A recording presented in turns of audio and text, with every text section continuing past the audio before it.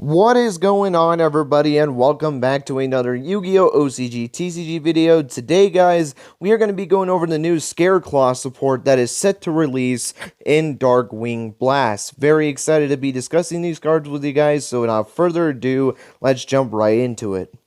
So the first card that we're going to be discussing is Decline Scareclaw, a normal spell card that reads, you can only use the second effect of this card's name once per turn. Target one primitive planet, reach phobia you control or in your graveyard, return it to the hand. Then if you control Vicious Starfrost, you can change one face-up monster your opponent controls to face-down defense position. And if there are 3 or more defense position monsters on the field, you can banish this card from your graveyard, add one Scareclaw card from your graveyard to your hand. So this is actually a pretty neat card. So to be able to get your primitive planet reach phobia, which is the field spell for the deck, and basically being able to return to your hand from the graveyard is really cool. From the field, not really too relevant in my opinion. I feel like most of the time you're just going to be trying to retrieve this field spell from your graveyard and being able to add it to your hand. Maybe your opponent popped it the prior turn and you go into Decline Scareclaw to get it back after your opponent pops it. So,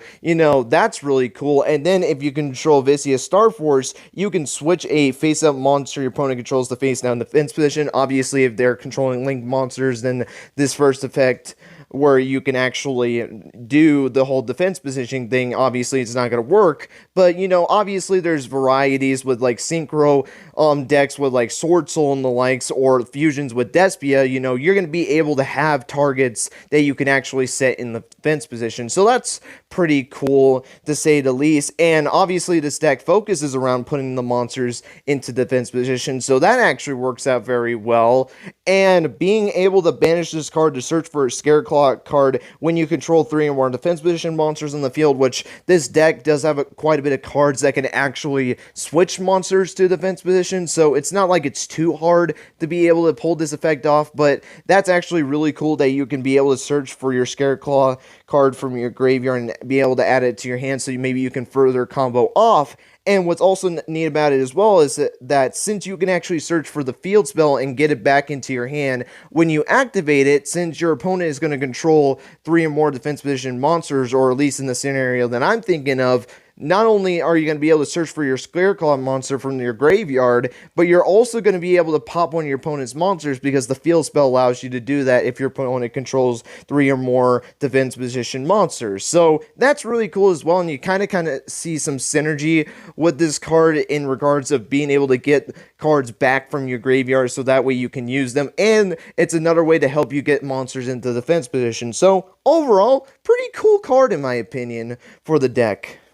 So with that said, that's going to lead us into the final card of this video, which is Scareclaw Twin Saw, a normal trap that reads, you can only activate one card with this card's name per turn, tribute one Scareclaw monster, then target 2 cards your opponent controls, destroy them, and if you control Vicious Starfrost, banish them, and if there is a Link 3 or higher monster on the field, you can banish this card from your graveyard. Linked monsters on the field cannot activate their effects this turn. So the second effect is very interesting, to say the least. The only issue I will say that I have with this card is that, you know, obviously the only Scareclaw extra deck monsters that we have are Link monsters, one Link 1 and the other one being a Link 3, but I guess to be fair with this card, you know, you can banish this card after you get all of your effects done with, so that way when you go, before you go into your battle phase, you just banish this card from your graveyard, so that way it negates your opponent's effects, and since you're not going to have to really worry about effects because you've activated all your effects,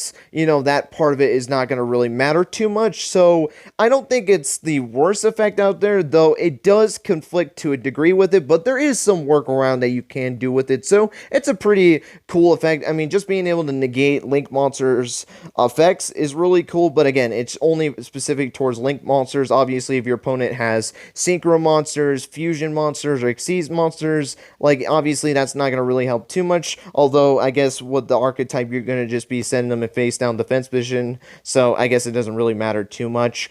But, you know, that's not the effect I really care about too much. The effect that I really care about is the first effect. I mean, tributing one Scareclaw monster to get a +1 because you can destroy 2 cards your opponent controls is really cool. And if you control Vicious Starfrost, which more than likely you are, you get to banish the card straight up. So, yeah, that's actually a really solid effect. I mean, you get the basically +1 or card advantage there because of the fact that, yeah, you're tributing a Scareclaw, but I would tribute a Scareclaw monster just to pop 2 cards. Absolutely. Like, where's the negative towards that? I mean, yeah, you have to target 2 cards in order to do it. Like, I would have preferred if it was up to 2 cards, so that way at least, you know, you don't have to wait until your opponent has 2 cards on the field because maybe they just have 1, so you just can't pop it. But still, just being able to pop 2 cards on the field, like, I'll take that any day of the week. So yeah, overall, really cool card in my opinion. But with that being said, that's going to be it for the new Scareclaw support.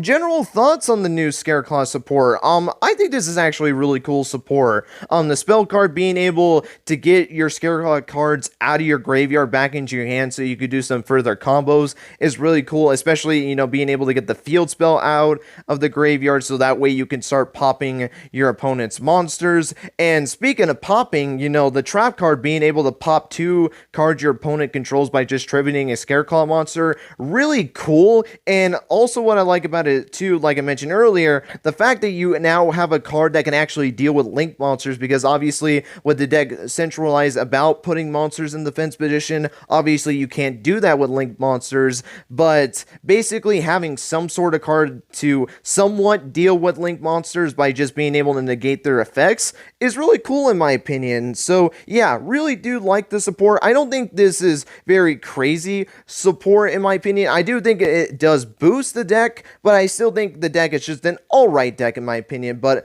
not only that, I really do think it's cool that this deck and the Tellerments and even the new archetype that came out in this set, I don't know how to pronounce it, so I do apologize on it. It's that new Sidekick deck that's coming out.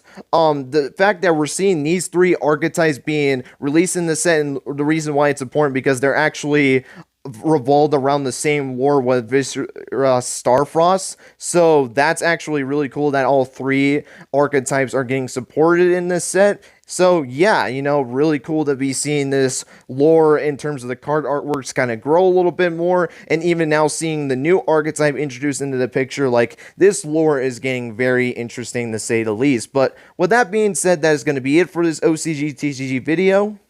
Hope you guys enjoyed. Let me know your guys' thoughts on the new Scareclaw support. Did you think it was good support? Did you think it was alright support? Or did you think the support wasn't that great at all?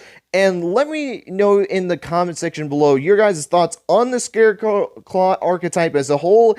And from Scareclaw to Tellerments to even the new archetype that we're getting in the set, which one from this Viscera Frost deck series that we're kind of seeing here, which archetype is your favorite? Is it Scareclaw? Is it Tellerments? Or is it the new archetype? Would love to know which one you guys love down in the comments. Mine personally is the Tellerments, but I would like to see which one is your guys' favorites. But with that being said, that is going to be it. Thank you guys so much for watching, and until next time guys, take care and have yourselves a great rest of your day.